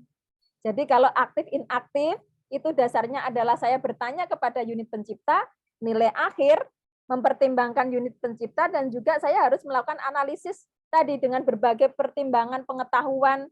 Ini punya nilai nasional apa enggak, punya nilai kepentingan publik apa tidak, punya nilai sekunder apa tidak, intrinsik ekstrinsiknya gimana. Nah, itu untuk menentukan angka-angka dan juga nilai akhirnya. Kemudian yang terkait dengan apa tadi misalnya kayak KHS gitu ya, terkait dengan ijazah Pak Jokowi misalnya seperti itu. Nah, ini adalah ketika kita bertanya ke unit pencipta, kita akan melihat kayak kepentingan KHS ini sebenarnya fungsinya buat apa sih gitu ya. Apakah harus disimpan terus atau tidak? Ini tergantung kepentingan si unit penciptanya. Kemudian kita menganalisnya juga gini, oh KHS ini kira-kira ada rekapan akhirnya enggak sih? Gitu. Oh ternyata KHS itu nanti rekapan akhirnya transkrip ya. Dianalisis kira-kira kita perlu menyimpan semuanya atau cukup nanti transkripnya. Tapi KHS juga jangan serta-merta langsung dimusnahkan. Kasih waktu dulu misalnya, setelah lulus kasih waktu lagi 4 tahun. Buat apa? Resikonya adalah jangan-jangan ada orang jual beli nilai nih. Jangan-jangan ada ini, tiba-tiba karena ini anaknya baik, deket nilainya bagus. Nah, kita akan lihat ya per KHS. Masuk KHS-nya gini kok transkripnya gini nilai akhirnya. Nah, fungsi KHS itu apa? Dia adalah kontrol terhadap nilai akhir transkrip misalnya. Oh setelah 5 tahun atau ini kok nggak ada kasus, oke berarti dia aman, bisa musnah. Cukup yang disimpan misalnya transkripnya. Nah, menentukan nilai akhir usia ini adalah kita analisis resiko. Kalau ini nggak ada, resikonya apa gitu ya. Misalnya kayak keuangan juga. Kwitansi ini nggak penting, setelah direkap di laporan udah bisa langsung dimusnahkan kok. Yakin laporannya jujur? Kita perlu cross check apa enggak kan gitu ya. Nah, jadi jangan-jangan kwitansi ini berapa di laporannya berapa. Nah, kwitansi ini adalah alat tools untuk mengcross check bahwa laporan keuangan ini benar apa enggak auditnya. Jadi setelah mungkin 10 tahun atau 5 tahun memang sudah pernah di cross check, di audit, sudah cocok antara laporan dan kwitansi, berikutnya kwitansinya boleh dimusnahkan misalnya. Menentukan usia ini dengan analisis resiko dan juga bertanya kepada kepentingan si penciptanya tadi. Nah, kayak KHS disimpan di mana gitu. Kita ngelihat prinsip arsip dinamis itu kan ketika dia masih digunakan oleh unit pencipta, sering digunakan unit pencipta, ya simpanlah di situ. Dia ke lembaga kearsipan atau dimusnahkan ketika si pemiliknya, si unit pencipta itu sudah tidak punya kepentingan misalnya. Nah, sekarang kita misalnya logika aja. Orang kalau mau legalisir, itu datangnya kemana? Ke fakultas ya, ke unit penciptanya ya. Nah, berarti kayak arsip-arsip ini, dia punya nilainya itu di unit pencipta. Fungsinya apa? Misalnya saya nih alumni D3 Arsip dulunya, saya mau legalisir, maka saya ke sekolah vokasi, saya ke prodi misalnya. Nah, prodi kan akan ngecek, bener nggak Muslikah ini alumni sini? Transkripnya seperti ini apa enggak? Nah, yang kecek gitu. Jadi misalnya ada orang alumni dari Visipol UGM misalnya, dia mau legalisir, ya dia datangnya ke Visipol, maka perlu dicek dengan data yang ada di Visipol. Mungkin itu untuk menanggapi pertanyaan Mbak Dinda. Mohon maaf ya Mbak Dwinda, kalau mungkin masih ada yang kurang, bisa dilanjut diskusi lagi. Terima kasih Bu Ica, sangat mencerahkan di hari Sabtu saya. Terima kasih banyak ya Bu. Terima kasih sama-sama Dwinda. Iya, terus mungkin yang tadi Bu dari pertanyaannya Pak Ahli Hasan, yang menilai tidak cukup dari JRA saja. Nah, bagaimana gitu Bu kalau semisal apa ya ada tips and triknya gitu. Soalnya di tempatnya Pak Ali Hasan ini belum pernah ada pemusnahan gitu, kayak udah banyak gitu numpuk. Terus katanya bagaimana ini jika arsip yang sudah disimpan itu udah 10 tahun lebih, apakah harus diapain nih Bu? Mungkin itu Bu, mungkin boleh ditambah di cross check lagi sama Pak Ali Hasannya. Oke, baik. Makasih Mbak Devita. Halo Pak Ali Hasan. Weh, Halo semangat, Bu Ika, semangat jumpa sekali lagi. Pak Ali Hasan. Iya Pak. Semangat ya Pak. Oke, Pak Ya, Ali semangat Hasan. terus Bu. Oke, terima kasih. Nah ini teman-teman mahasiswa, tolong kita sama-sama belajar dari Pak Ali Hasan. Semangat beliau belajar gitu ya. Nah, ini kita yang masih muda, yang baru mau memulai karir, yang baru mau masuk dunia kearsipan, jangan kalah semangatnya dengan Pak Ali Hasan ya. Oke. Pak Ali Hasan, ya tadi menilai arsip memang terlihat sangat rumit, ya, Ya, jelimet kalau orang Jawa. Iya, memang jelimet, Pak. Karena tadi ini adalah tahapan yang kalau salah itu akibatnya fatal. Ya, kayak ibarat dokter itu kita kayak memutuskan ini perlu operasi apa tidak, gitu ya. ya. Jadi, lah kalau nggak perlu dioperasi kok dibedah ya kan fatal gitu. Jadi ini benar-benar tahapan yang sangat ini sehingga penilaiannya memang tadi kalau di tempat Pak Ali Hasan sudah ada JRA, ya sudah menilainya pakai cara yang aman secara hukum, ya tadi mengikuti JRA. Jadi Pak Ali Hasan tinggal mengikuti JRA-nya. Jadi kalau kemudian bertanya, ini sudah 10 tahun, bisa dimusnahkan enggak Bu Ika? Saya akan bertanya dulu, itu arsip apa, tentang apa, dan JRA-nya bilang apa? Yang bisa menjawab adalah JRA-nya. Ya. Meskipun sudah 10 tahun, kalau dia ternyata... Begini Bu, Ya Pak. Bu Ica, Ya, kebetulan Pak. kan di Siantar itu JRA-nya baru ada 9 urusan, yang lain belum. Jadi masalahnya kita mau berdasarkan JRA pun, JRA-nya belum ada, rata-rata Belum PD ada. belum ada Bu. Masih ini tahap proses pembuatan gitu. Oke, baik Pak Ali Hasan. Kalau arsipnya belum ada JRA-nya, maka yang dilakukan adalah menilai arsip berdasarkan nilai guna. Tadi ya Pak ya, nilai ini guna. langkah-langkah. Ya, langkah-langkahnya.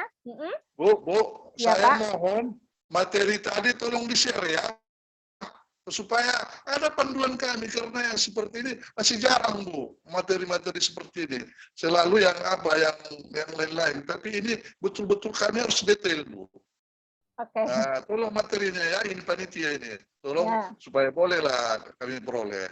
Kalau bilang perlu, absen kami yang di umum itu udah ada lah gitu. Jangan mahasiswa aja. Nah, gitu Bu, makasih. Oke, baik Pak Ali Hasan, nanti materi akan di-share di kolom chat ya, Mbak Devita. Boleh Mbak Devita? Makasih. Nanti di-share ya Mbak Devita. Baik Ibu, ya Bu. Oke, menanggapi lagi pertanyaan Pak Ali Hasan. Kalau nggak punya JRA, maka Pak Ali Hasan harus menilainya berdasarkan nilai guna. Tahapannya gimana? Pertama, arsip yang numpuk di gudang itu tetap harus diolah dulu sampai ada daftarnya. Ya, jadi setidaknya Pak Ali Hasan harus melakukan pemilahan dulu, arsip dan non arsip. Yang non arsip segera dipisahkan dan bisa langsung dimusnahkan karena dia non arsip. Ya, kalau non arsip tidak perlu penilaian, tidak perlu berita acara. Kemudian yang kita tata adalah yang arsip.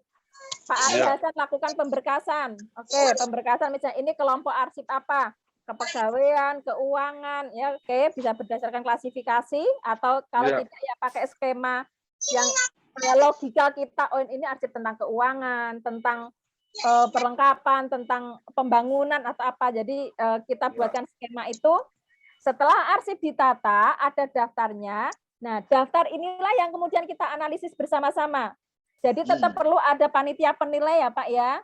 Misalnya menumpuk ini arsipnya siapa? Oh, ini arsip miliknya Biro Umum.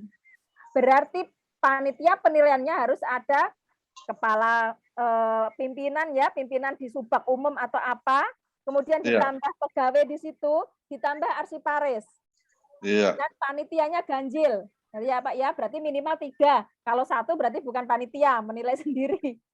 Arsiparis OPD belum ada, Bu.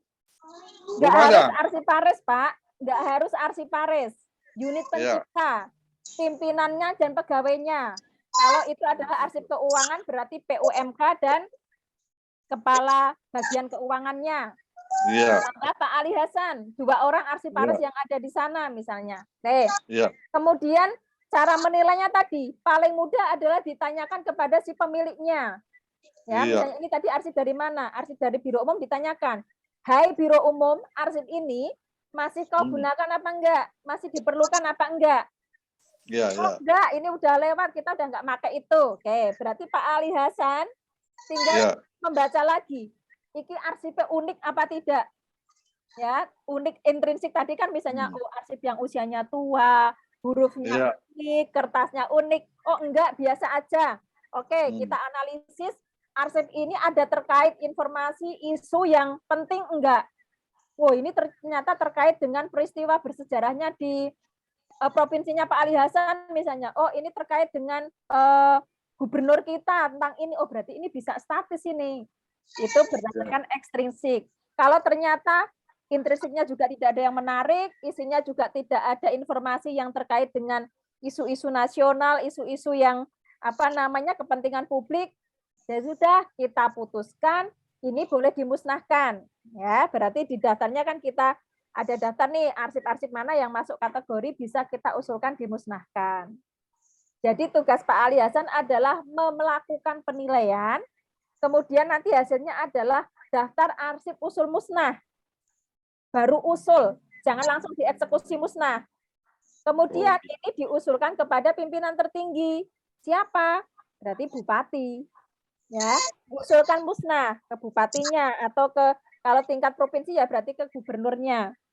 Karena dia belum ada JRA-nya, maka bupati atau gubernur ini dia harus minta persetujuan ke ANRI, ke tempatnya Mbak Dwinda tadi.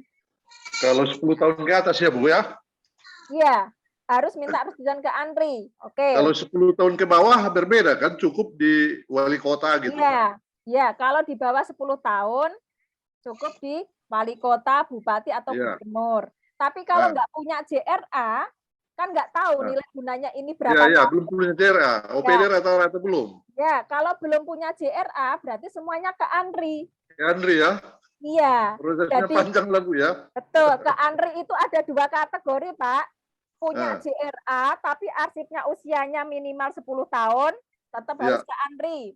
Tidak punya JRA, usianya mau 2 tahun, setahun, 8 tahun, 10 tahun, semuanya ke ANRI.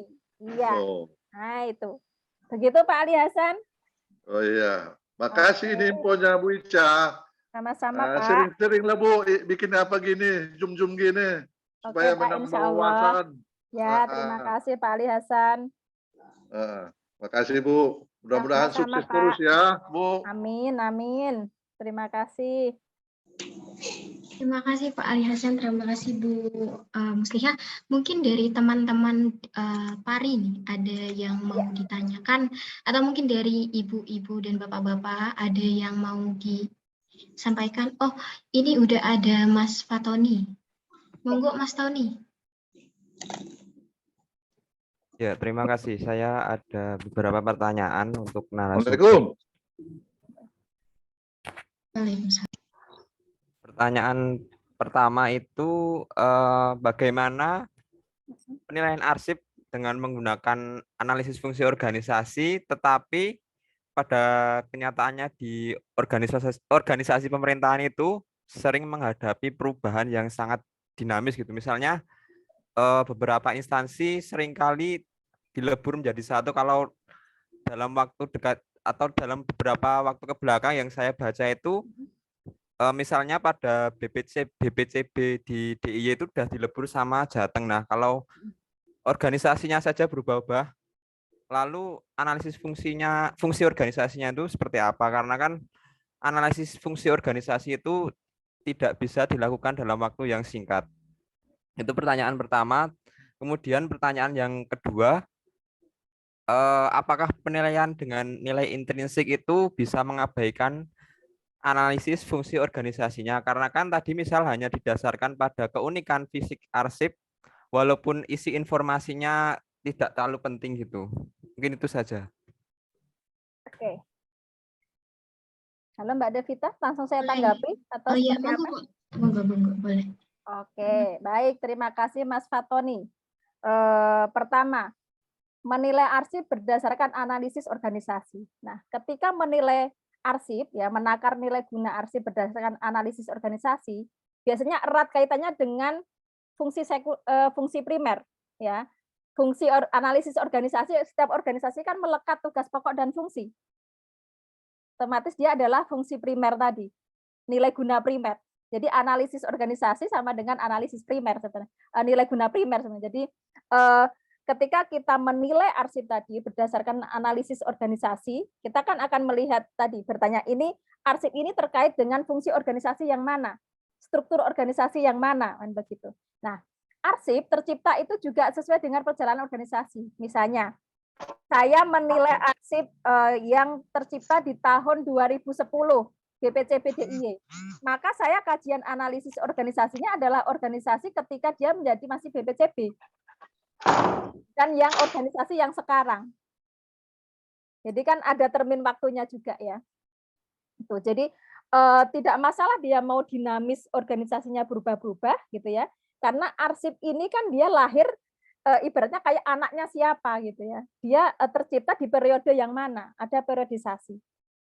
Gitu ya. Jadi analisis organisasi, dia tidak semata-mata kita melihat adalah wadahnya, tetapi analisis organisasi di sini adalah fungsi dari organisasi itu. Arsip ini kan adalah bagian roh dari menjalankan tupoksi organisasi itu, bukan wadahnya gitu ya, tetapi adalah organisasi itu punya fungsi apa. Dan ketika kita menilai, melakukan analisis, kita bertanya, arsip ini masih dibutuhkan oleh organisasi itu apa tidak?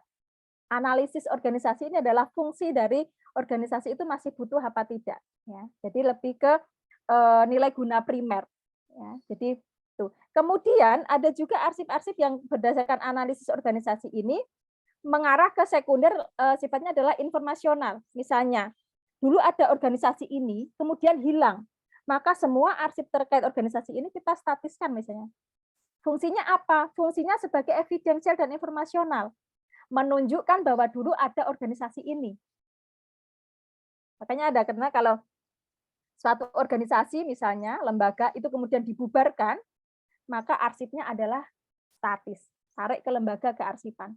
Karena siapa yang mau ngopeni arsipnya? Wong si penciptanya dibubarkan, dihilangkan kok. Maka dia di take over. Maka dia diambil alih, diserahkan, dijadikan statis di lembaga kearsipan. Fungsinya apa? Fungsi sekundernya adalah informasional dan evidensial, bukti bahwa dulu sudah pernah ada organisasi ini, sudah ada pernah institusi ini, meskipun sekarang sudah tidak ada. Maka arsip yang baru ya otomatis dikelola oleh organisasi yang baru lagi begitu. Jadi ada main cut off juga gitu ya. Jadi misalnya ini organisasi yang lama udah bubar, ya sudah berarti statis masuk di lembaga kearsipan. Muncul organisasi baru. Organisasi baru ini dia mengelola arsip yang tercipta dari dia. Ya, jadi analisis organisasi di sini erat kaitannya dengan fungsi dari organisasi atau berdasarkan nilai guna primer tadi. Ya, membaca arsip, menakar nilai guna arsip dari kepentingan si penciptanya, si pemiliknya. Siapa pemiliknya? Pemiliknya ya organisasi itu. Padahal dalam menilai arsip, khususnya untuk yang statis, kacamatanya itu bukan untuk kepentingan si organisasi lagi, tapi sekunder, negara, publik, intrinsik, ekstrinsik gitu ya. Itu yang pertama.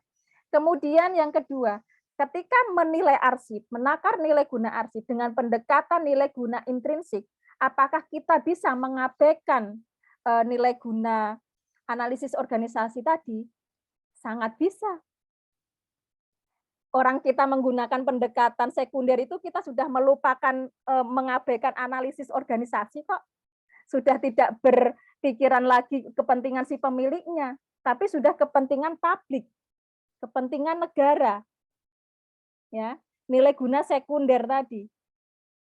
Misalnya di Pemda misalnya di Bali misalnya, ternyata ketemu satu arsip kuno dulu gitu ya, bentuknya unik, pakai aksara khasnya Bali di sana. Si pemiliknya, Pemdanya memerlukan enggak? Enggak. Berdasarkan analisis organisasinya dia sudah tidak memerlukan. Udah berpuluh-puluh tahun yang lalu sudah tidak ada kepentingan primer lagi di situ. Tapi kan intrinsiknya unik. Maka yang punya kepentingan di situ adalah publik. Fungsinya apa? Ini adalah sumber ilmu pengetahuan untuk mengetahui perkembangan teknologi perekaman, teknologi di bidang kearsipan kan. Merekam sebuah arsip itu medianya apa saja misalnya gitu. Jadi kalau intrinsik ini jelas kepentingannya adalah untuk lebih banyak di luar. Ya, publik. Negara, publik, bukan lagi si pemiliknya tadi. Tapi kalau arsip dinamis, ya, ini muaranya adalah analisis organisasi, kepentingan si pemiliknya, penciptanya, organisasinya. Tapi ketika kita bicara penyelamatan arsip memori kolektif bangsa terutama, atau nanti mau bicara ke memori kolektif dunia, memory of the world gitu, otomatis analisis organisasi kepentingan primer ini sudah di tataran, di tahapan paling bawah.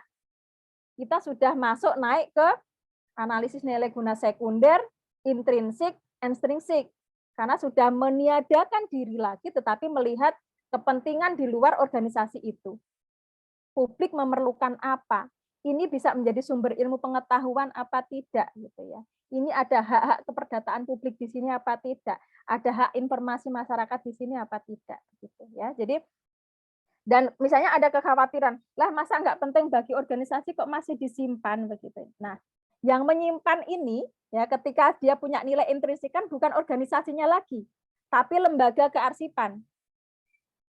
Negara yang menyimpan, dan negara ini untuk menyimpan arsip yang punya nilai intrinsik, ekstrinsik, sekunder, yang diberi tugas itu adalah lembaga kearsipan. Kalau dulu hanya ANRI, dengan ada Undang-Undang 43, beban tanggung jawab mengelola arsip-arsip statis yang punya nilai intrinsik, sekunder, ekstrinsik ini tadi dibagi. Di provinsi berarti diserahkan ke lembaga kearsipan provinsi. Kabupaten kota di lembaga kearsipan kabupaten kota. Di perguruan tinggi diamanatkan kepada lembaga kearsipan perguruan tinggi. Jadi yang menyimpan ini adalah lembaga kearsipan. Perwakilan negara di bidang kearsipan yang ditempatkan di tingkat nasional, provinsi, kabupaten kota, dan perguruan tinggi. Mungkin gitu Mas Fatoni. Terima kasih Bu, sudah sangat menjawab. Oke, sama-sama. Silahkan teman-teman mahasiswa, Bapak Ibu yang lain juga boleh sharing pengalaman penilaian arsip, biar teman-teman mahasiswa ini juga dapat pengalaman dari Bapak Ibu semuanya. Ya mungkin dari teman-teman arsip yang lain gimana nih? Bapak Ibu juga boleh gitu. Kalau semisal dari bagaimana ya saat melakukan penyusutan dan penilaian arsip di instansi masing-masing, mungkin ada cerita-cerita gitu yang bisa dibagikan kepada kami gitu. Bagaimana? Boleh gitu langsung raise hand dan menyampaikan gitu bagaimana sih gitu ya Bu ya. Terus atau mungkin kalau semisal nggak bisa on mic bisa diketik juga. Iya, untuk linknya ini udah di-share ya buat materinya, apakah bisa diakses mungkin? Dan ini sepertinya sampai jam 11.30 atau bagaimana? Nggak apa-apa. Oke, monggo silahkan. Mungkin ini masih nunggu nih buat apa ya, teman-teman masih ada yang mau tanya atau tidak. Gitu. Tapi sepertinya ini udah azan juga.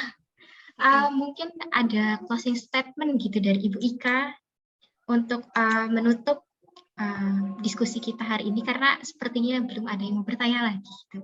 Oke, baik. Terima kasih Mbak Devita. Mungkin saya menambahkan lagi, ketika kita dihadapkan pada tadi harus menilai gitu ya, entah itu kita masuk di tim penilai atau mungkin menilai informal yang ketika kita ketemu arsip, aduh ini arsip tak apake ya gitu. Selalu saya sampaikan bahwa jangan hanya berpikir diri sendiri. Jadi ya, karena menakar nilai guna arsip itu kita harus melepaskan ego kita. Kita pertimbangannya bukan hanya aku, saya, organisasiku, tetapi publik, masyarakat, bangsa, dunia gitu ya. Memerlukan ini apa tidak. Jadi berkearsipan itu tidak boleh egois. Berkearsipan itu harus banyak berbagi. Harus banyak bersedekah. Sedekah apa? Sedekah informasi gitu ya. Jadi kayak tadi, saya punya arsip, saya udah nggak memerlukan gitu ya. Sebenarnya kan boleh nih saya buang, misalnya saya musnahkan gitu ya. Tapi kita nggak boleh seperti itu. Kita harus membaca lagi, menakar lagi. Ini kira-kira bermanfaat nggak ya buat orang lain? Ini bermanfaat nggak ya bagi institusi lain dalam konteks yang lain? Jadi menakar nilai guna arsip ini ada dua yang kita pegang ya, yang kita timbang-timbang. Satu adalah diri kita, organisasi kita, analisis organisasi misalnya. Tetapi yang lainnya adalah tadi nilai sekunder. Orang di luar kita ya masih memerlukan apa tidak. Karena arsip ini adalah merekam perjalanan zaman. Arsip ini merekam peradaban. Sekarang kita posisikan kemarin pandemi misalnya. Kita hanya dapat cerita bahwa ternyata pandemi itu seperti siklus. Setiap 100 tahun itu terjadi. Tanya pada diri kita pengen tahu nggak pandemi 100 tahun yang lalu itu seperti apa ketika kita menghadapi pandemi kemarin? Pengen kan ya? Pengen tahu dulu itu pandeminya seperti apa, menangannya seperti apa. Tapi kita nggak mendapatkan catatan itu. Ya, mungkin ada arsipnya, tapi orangnya kan mikir, aku udah nggak memerlukan kok, bisa tak musnahkan gitu. Nah, kita tidak ingin 100 tahun lagi ada generasi yang mengalami seperti itu kita. Pengen tahu sesuatu tapi nggak ada jejaknya. Ya, jadi mari kita rawat jejak kita rawat bukti peradaban kita rawat perjalanan zaman kita ini, kita wariskan kepada generasi setelah kita. Karena arsip ini adalah warisan yang unik tak tergantikan. Ya, jadi dia adalah warisan yang unik tidak tergantikan. Jadi warisan itu bukan hanya tanah, rumah, mobil, tapi arsip ini adalah warisan. Kalau kita tidak mewariskan harta kekayaan yang benda-benda tadi, dengan kita masuk di dunia kearsipan ini, kita punya jalan, ya, kita diberikan jalan tol untuk banyak berbagi dengan apa? Menyelamatkan harta kita bersama, menyelamatkan memori kolektif kita bersama sebagai warisan yang tidak tergantikan untuk generasi-generasi setelah kita. Jadi sebuah peradaban yang maju pasti banyak jejaknya, ya. Jadi mari kita tinggalkan itu untuk generasi-generasi setelah kita. Mungkin itu Mbak Devita. Baik, Ibu, terima kasih banyak. Mungkin sekian dari diskusi pada hari ini. Saya mohon maaf jika dalam memandu diskusi ini kurang berkenan ataupun ada salah dalam kata dan perbuatan saya. Terima kasih sekali lagi kepada Bu Musliha atas materinya, dan saya juga berterima kasih kepada Ibu Bapak serta rekan-rekan yang sudah hadir dalam diskusi menakar nilai guna arsip. Mungkin ini kita bakal ada sesi dokumentasi mungkin ya Bu ya? Boleh, oke. Iya. Mungkin boleh gitu dari Bapak Ibu dan rekan-rekan untuk menyalakan kameranya terlebih dahulu. Sudah semua kah? Oke. Boleh gitu teman-teman dari Pari juga jangan lupa ya. Untuk on cam kita mau dokumentasikan gitu. Kalau kita pada hari ini sudah melakukan diskusi dengan menakar nilai guna arsip ini. Mungkin ini ada 5 slide. Boleh? Apakah sudah siap semua? Ini ya, sepertinya sudah on cam semua. Mungkin sebentar. Oke, mungkin buat screen pertama, 1, 2, 3.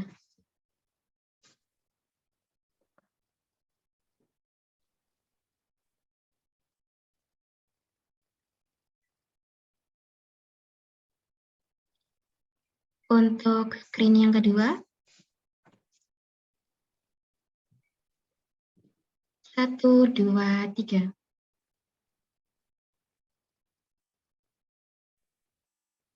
Screen yang ketiga,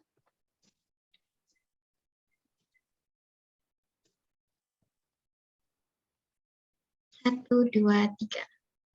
Oke, mungkin di screen-screen selanjutnya ini belum pada on cam.